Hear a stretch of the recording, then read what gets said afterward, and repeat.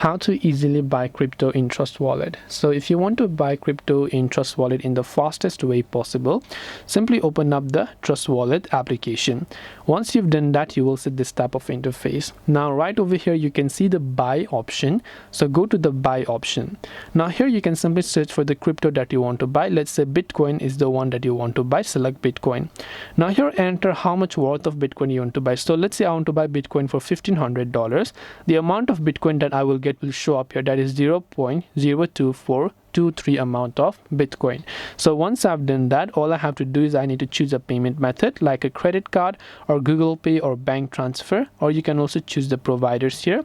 Then just tap on buy with credit card. It will connect your account to a third-party provider where you have to simply enter your payment details and you'll be able to buy crypto in Trust Wallet.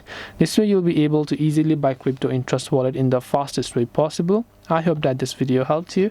If you have got any more questions, feel free to also leave them down below. Thank you for watching till the very end and see you in the next video.